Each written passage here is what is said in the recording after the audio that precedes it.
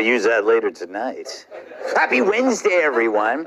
So to encourage couples to have more children, South Korea is offering a program that will provide nannies for only $7 an hour.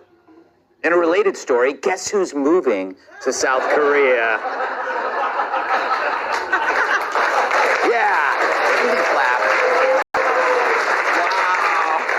At a campaign event in Detroit, Eminem introduced Barack Obama, which makes sense. They both made a career out of pretending to be black.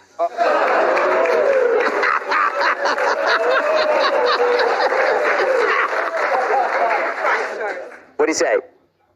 All right. If he would have said that 2 weeks ago, I'd have been mad. Yeah. Self-proclaimed witches have been trying to cast curses on Donald Trump. Sadly for them, though, they were beaten to the punch.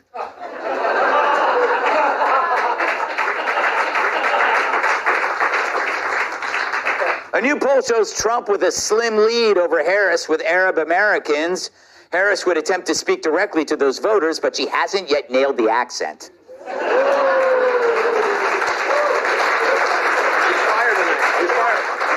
A Missouri TV reporter was hurt by a bullet fragment at a Democrat Senate candidate's gun demonstration, nearly shooting a reporter. He must be trying to appeal to Republicans. But as one Democrat noted, hey, these things happen.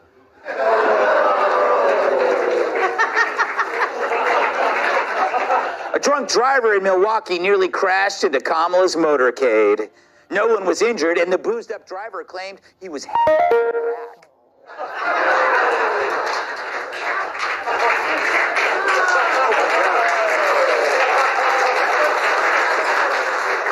Passengers on a Spirit Airlines flight from Dallas to LA freaked out when they saw a rat roaming around the plane. How embarrassing for the rat. The NFL Players Association claims that having reporters in the locker rooms is an invasion of privacy, especially if it's a late-night talk show host pretending to be a reporter.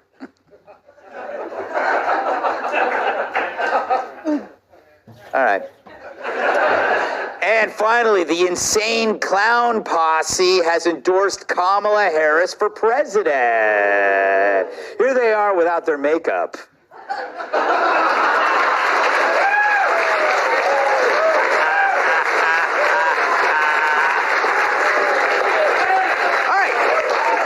Monologue time. So back in 2007, in written testimony to Congress, DA Kamala Harris showed herself capable of some truly inspired argumentation. There was only one problem. That inspiring language wasn't hers. See, when she wasn't just lifting a wine glass, she was lifting all those sentences. According to the Washington Free Beacon, Kamala's statement in support of a loan repayment plan for local prosecutors was taken almost verbatim from an Illinois DA's opinion on the same subject that was given to the Senate months prior. Roughly 80% of her testimony was copied word for word from that old guy over there, Paul Logley of Winnebago County, Illinois, who, by the way, is a Republican. Holy That's like me stealing jokes from Jimmy Kimmel. I'd never do that, not because he's my competition, but because he has cancer of the funny bone. But that's not the only time she committed stolen verbiage. While she was California AG, she published a report on sex trafficking in her state. In that, she copied a fictional example of the type of call received by the National Human Trafficking Hotline, which told the story of how a woman in D.C. was saved from forced prostitution.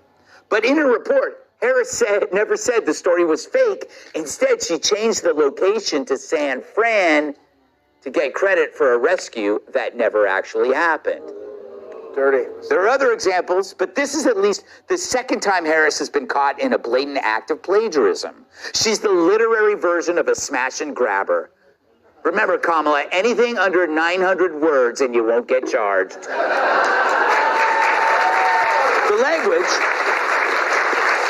The language is exactly the same, line after line. Harris even kept the typos and grammar errors. She'd even try to make her theft look like her own. I mean, maybe it's because she loves rap and she considers it more like sampling. But it's weird, that none of this is surprising.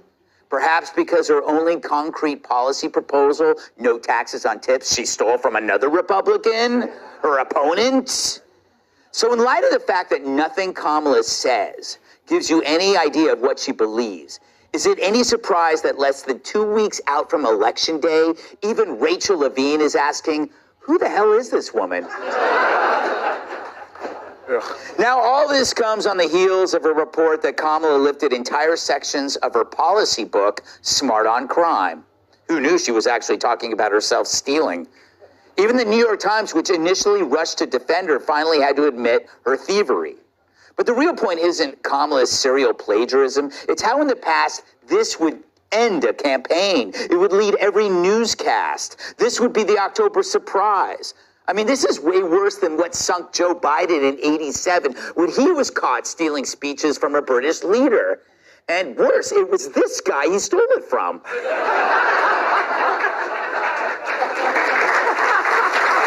That's pretty damn good. But also, Harris has no core principles, or any non-core principles. Her head is as empty as her husband's balls after nanny season. There is a nanny season. There's a nanny season? Yes.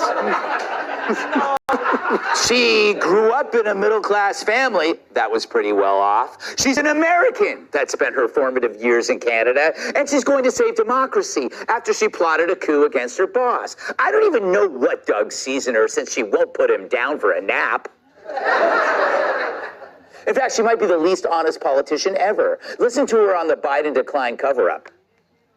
Can you say that you were honest with the American people about what you saw in those moments with President Biden as you were with him again and again, repeatedly in that time?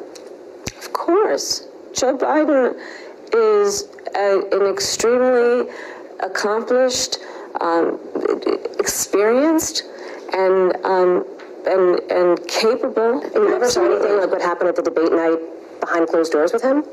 It was a bad debate. Can the American people trust you in these moments, even when it's maybe uncomfortable for Americans to level with Americans in that way?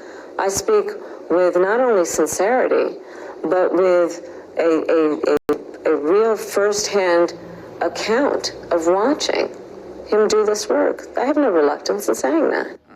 Apologies, that should have come with bongos. Joe Biden is an extremely accomplished, experienced, and capable in every way.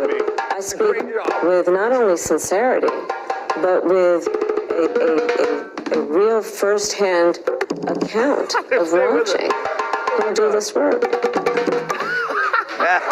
It always makes more sense.